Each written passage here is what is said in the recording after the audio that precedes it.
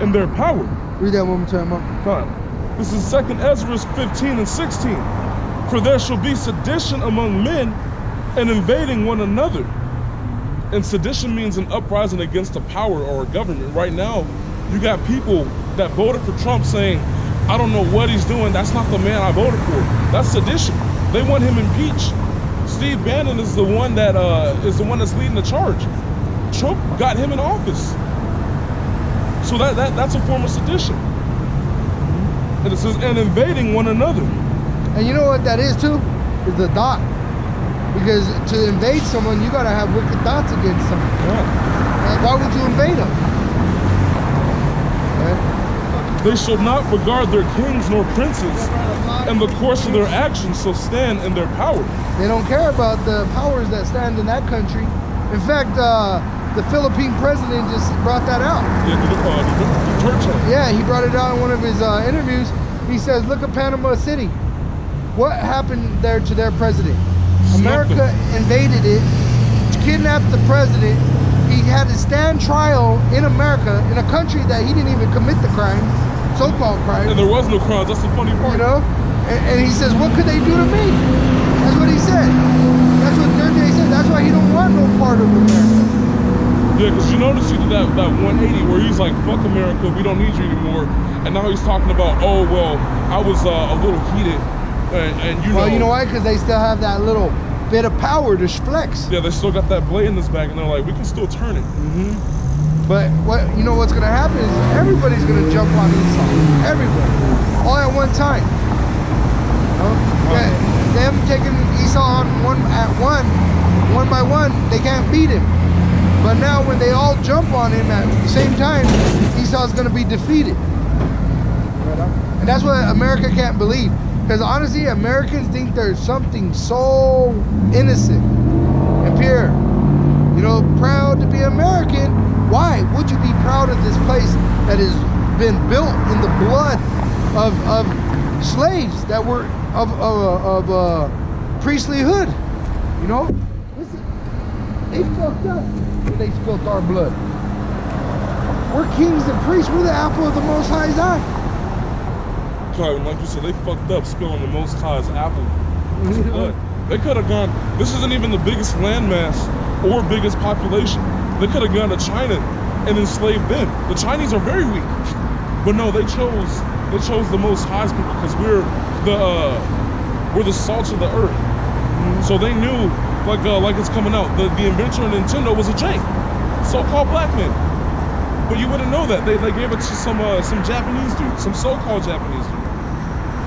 But see, that's how this world works. They get a Jake to invent it, a Jake to come up with the idea, but oh no, you don't have any rights. Oh, you're just a nigger. So what we're gonna do is we're gonna say that's a dumb idea, but then we're gonna secretly take it for our own. And you know what? That's what's being exposed for Esau, because that's how he thinks about all the other heathens. He thinks you're all niggas. You know? And all he does is separate. He's like, you Indian niggers, you gook niggers, you dark African niggers. Yeah, you're all niggers to Esau. Exactly. And including his own little people. Oh yeah. His own, you trailer park niggers. That shows you how wicked Esau is. Your kingdom has been set up, and you can't even enjoy it. Those two-time losers. Like, how are you going to be an Edomite and be poor in your own kingdom? It's not going to be like that in the kingdom of heaven. All Israelites are going to be well off. Because if you take care of your people, if you love your people. But Esau doesn't love. He doesn't, well, Esau doesn't love anybody but himself.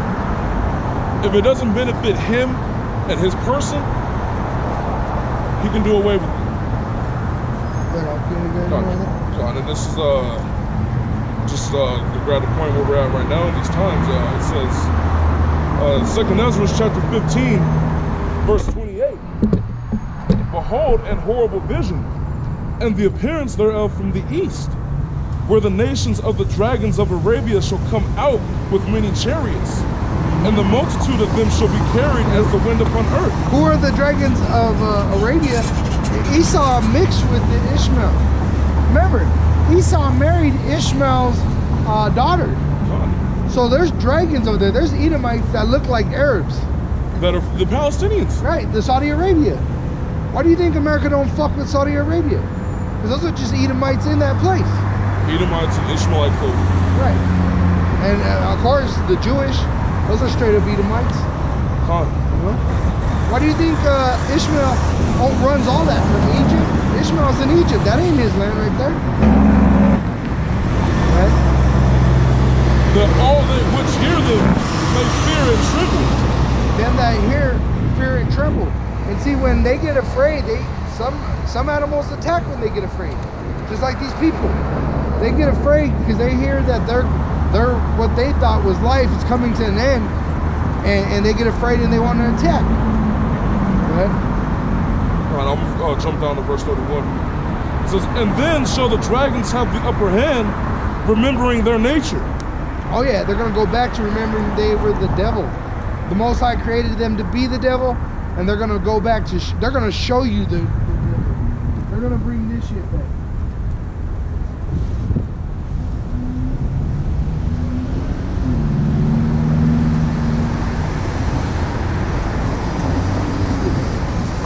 Right now, with their little fake ass Christianity and all that, that's what they're trying to do. They're trying to doss you down so they can do that easier. Yeah. They try to say, oh, I wasn't here for slavery, I didn't do that. No, they're going to remember who they are, their nature, and they're going to go back to it at a greater level. Because when they realize that they don't have salvation, like the Christian church taught them, man, how much more are you going to, they're going to fight. They're going to like, you know what? Fuck it then. I'm getting destroyed. I'm taking on. It's the old movie cliche.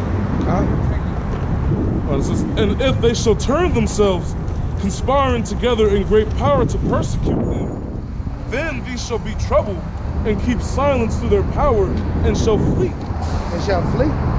And that's what we're going to do, is we're going to flee this destruction, work in the spirit. And the spirit being the scriptures, with the spirit of Yahushua, because the scriptures speak of Yahushua's doings. And to understand his doings, you got to be in the scriptures, in the spirit. Because that is it. Romans 8. Just 8 and 1, right? Because that's all there is. There's only John 3:16 and Romans 8 and 1 about nothing else. Right? And that's why the Edomites' victories have defeated them. They get so used to winning and taking what they want and having what they want when they want it. They got complacent. Right. So the Lord's building their pride just before they fall. And that's the story of the tortoise and the hare. Not to get off topic, but Esau is the hare. Esau was going so fast. Like, if you think about it, Edomites went from slavery in Europe to ruling the world in less than 500 years. That's less than half a millennium. Nobody's ever done that, and like that's the fastest growing. Just think of the terror they brought on the people. How much more that built their pride when you was able to terrorize people to a point that they were so afraid of you, they'd rather take their own lives before they confronted you. God. But then you got Israel being that tortoise, which started out the race slow, meaning we fell off from power. We were getting run around circles by Esau. We're dumb as shit. But as we go along, we just keep going at our pace.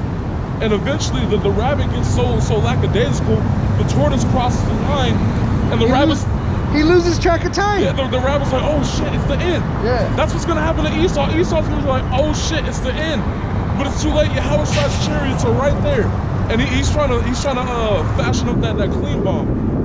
And it's like, it's too late. So if you can't win the race, what do? You try to take out the other racer. That's what he's gonna do to us.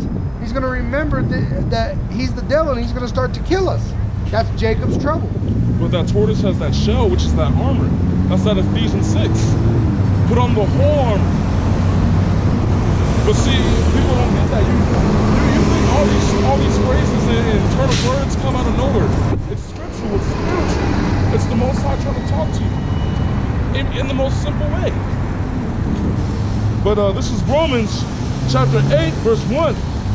There is therefore now no condemnation to them which are in HaMashiach, Yahushua. All right. So in Yahushua HaMashiach, how would you be in him? You would be in the scripture that describes him, and you would be conducting yourself, acting as he acts, conducting himself, conversating as he would have. Right? Who walk not after the flesh, but after the Spirit. Not after the flesh, but after the Spirit, which is the scripts. Right? For the law of the Spirit of life in Hamashiach Yahushua hath made me free from the law of sin and death. Right. And that's talking, this is mostly about the elect. See, there's only going to be 144,000 men delivered, including the 1/3, which are going to be the friends of the prophets and the women and children of the prophets. Verse 3, yeah. For what the law could not do, in that it was weak through the flesh. We're going to keep the law. You still can't keep the law. The Most High sending his own Son in the likeness of sinful flesh, and for sin, condemned sin in the flesh. He condemned sin in the flesh. So that cuts your Christianity to the marrow. He came to condemn sin. How do you glorify sin then? Well, let me get this real quick since you asked that question. This is James chapter 2, verse 8. If ye fulfill the royal law according to the scripture, thou shalt love thy neighbor as thyself, ye do well. You do well. Why is it a royal law? Because we're a royal people. Right? But if ye have respect to persons, ye commit sin and are convinced of the law as transgressors. Right, you judge a man according to his appearance, you've already transgressed it. Because there's a confusion of face. There's a part of our nation that was scattered amongst all the other nations, and they took on the image of the other nation, like ourselves.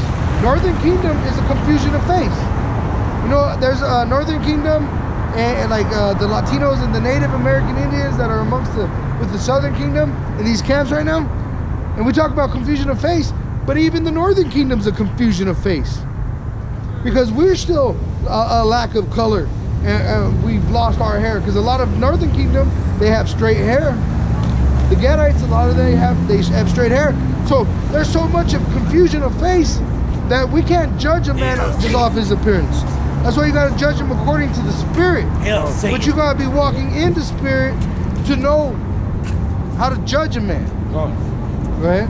For whosoever shall keep the whole law, and this is a cut to you, I swear, and yet offend in one point, he is guilty of all.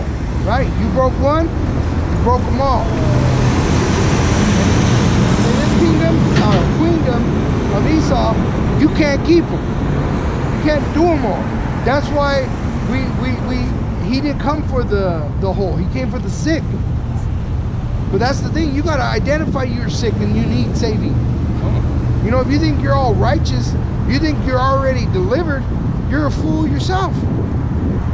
You got to endure till the end, you know? And like, so you got to know you're sick. If you know you're sick, you're going to seek out a physician. If you seek out a physician, he can heal you in time before it gets too late. But if it gets too late, you already think you're ill, you don't want to see the physician, then you have to be what's called quarantine. And when they quarantine you, they're going to purify the area. And what if by the time your illness is to a point that you can't be healed, you exterminate it? With fire. That's the only way to kill. So that it does not spread. The bubonic, there's history, the bubonic plague. Syphilis. There's multiple. And that's why this is going to take place. Examples.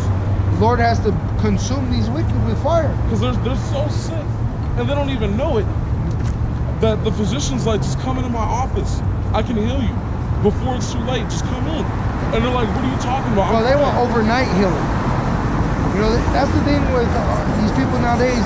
They want instant gratification. Oh yeah, they go in one night. It didn't work. It doesn't work that way. The Most High is not a little fairy with a freaking wand and he says, abracadabra, boom.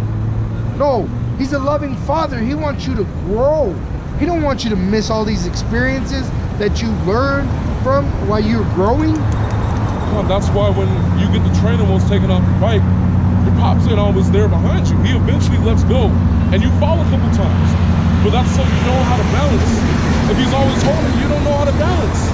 That's the same with the Most High. If He's always holding your hand, like you won't know how to be a God. It's like a child that had his mom tie his shoes all his life. The kid ain't ever gonna know how to tie his shoes. And when it's time for him to be away, he's gonna be shamed. And walk around tripping over it. And made fun of, bullied. That's why all this bullying shit is out. Because these people today are retarded. And they have no understanding. Go ahead, get that. Ezekiel chapter 6 verse 4 is where I left off. Okay. And your altars shall be desolate, and your images shall be broken, and I will cast down your slain men before your idols. And it ain't no coincidence that a lot of camps stand before certain structures through the Spirit. Because we're tearing them down right now. People come and they travel to Denver to take pictures of this place. And guess where we're at? We're right here, part of the scene, cursing this place down. We're tearing the idols down. They built these idols in trying to erect pride, you know, in an erect pride. Yeah, it's a dick, really. All these buildings, all these statues, they're just erect penises of men's pride. Go ahead. Verse 5. And I will lay the dead carcasses of the children of Israel before their idols. Right. And I before will... their idols. You think the so-called white man's gonna save you? You think FEMA's gonna save you? Then go to them. You think that chip is gonna save you? Take it. You think this is gonna save you? Take it. Take it, yeah. Please, just like Start taking it now, shit. Because the elect men ain't going to. They already been ordained not to. Damn, that's just like Daniel. He said, go ahead, pray to your gods. Do what you have to do. What is that one? Where they did not bow. Go ahead. And I will scatter your bones round about your altars. Right, the Most High is going to destroy 2/3 of Israel, and He's going to do it in a horrible way. Just think about that, scatter your bones. Today, that'd be called a horrific murder if someone was torn into pieces and scattered. The Lord, the Most High, is going to come and destroy you just like that. They call it a heinous crime. But that's going to be normal. Seeing dismembered bodies in the street. Seeing pools of blood laying there. Seeing maggots crawling out of people's flesh. But you people don't want to listen. Nobody wants to get prepared. Like I used to watch Extra the 2 Report. Don't watch it anymore because it's just annoying now. I'm not saying it's